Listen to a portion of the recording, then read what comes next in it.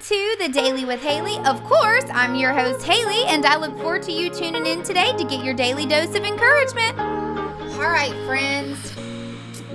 Today I'm going to get a little personal with you guys, so I hope you don't mind that. But I wanted to talk about fear of the unknown.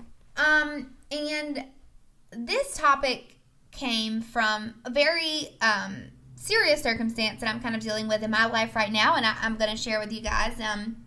And if in the middle of me sharing my journey, if you guys are going through the same thing or you want to reach out to connect, I'm very happy to do so. I'd love to pray for you if you're in a similar circumstance or situation. But as I've said, I think in the past that I have rheumatoid arthritis, and if you don't know what that is, it is a chronic autoimmune disease.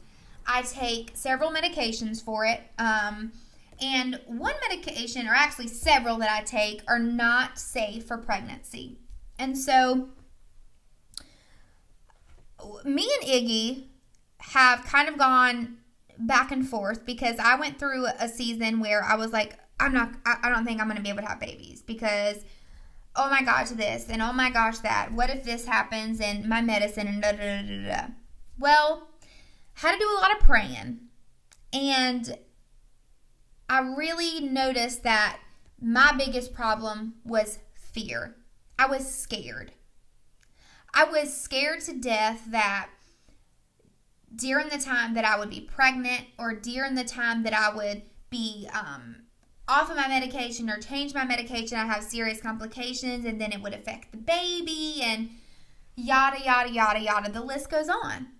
And so I am happy to share that this actually a couple weeks ago, we went to a specialist near us and we got a plan for when we decide to start trying to have a baby. So that will be soon, hopefully.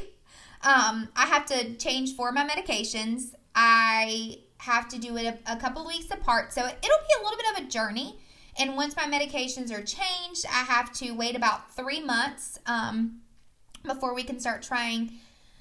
And I have to be, the 3 months period is because I have these things called flare-ups. If any of you are familiar with rheumatoid or any type of, joint disorders, flare-ups are basically where it literally flares up. You kind of have really bad days, you hurt, and it's just really not very fun, to say the least. But had to go 3 months without having flare-ups. So I say all this to say, too, that I didn't make the appointment for a long time because I almost felt like, to be honest with you guys, like I wasn't worthy of a baby because of my body. Like, I was like, no, I can't because I have this wrong and I have this wrong. And, God really convicted me of that because he was like, no, if I know your desire and your heart and your desire is to have a baby. And so I let fear of the unknown take over something that I have been desiring for years. And why?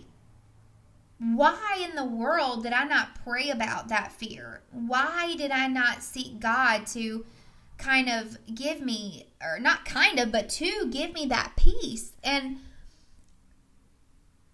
until I prayed and God gave me a peace in knowing that his will over my life is already done, his will and what I am to accomplish in life, because I think, having a baby and producing life is a huge accomplishment.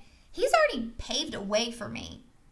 And so who am I to fear something that God may or may not have already worked a way for? And that's kind of, that is where this was born. And so I ask you the question because I had to ask myself this: why are we fearful of something that God has already paved a way for? And so if you're in the season of waiting or you're in the season of unknown, I would strongly encourage you to, number one, pray. Pray, and to surround yourself by people who are facing similar obstacles. And number 3, it's going to be to ask God for a peace that surpasses all understanding in the process. And it's so important, guys, to surround ourselves when we're in the fear, when we have that spirit of fear, because when we surround ourselves by people who can genuinely say, I understand how you feel, it can really help when we are in that fear. Because I feel like for myself personally, and I'm just talking about, this is my experience, and everybody's experience is different. In the fear, another fear that I had, which made it even worse, was that nobody understands. Nobody understands what I'm going through. Nobody's going to understand the fear that I have. They're going to think that I'm stupid, or they're going to say, I don't understand why you're worried about that. Right? And that made my fear even worse. I didn't want to share what I was experiencing. I didn't want to share what I felt because I was fearful of judgment. And that's why it's so important to surround yourself by like-minded people and our sisters and brothers in Christ, because in those darkest moments, they can pray and they can come alongside of you and say, you know what? Don't be fearful of sharing how you fear. Don't be fearful of sharing what you're experiencing, because I'm going to come alongside of you anyway. And guys, like I said, we are not called to be fearful. We're not called to live in fear. It's definitely a human response to have fear and to be scared and to be afraid, but we don't have to be. As Christians and as believers in Christ, we don't have to be fearful. We don't have to be afraid, because I can assure you that if I would have allowed fear to take over what I was experiencing, I would have never made the appointment. I would have never went in the first place. So I encourage you guys to take that step, to not live in fear, and to have full faith that God is going to make a way regardless. And so, again, surround yourself by like-minded people. Pray in the middle and ask God to give you a peace that surpasses all understanding, guys. And He will. So I love you guys so much. I am praying for you.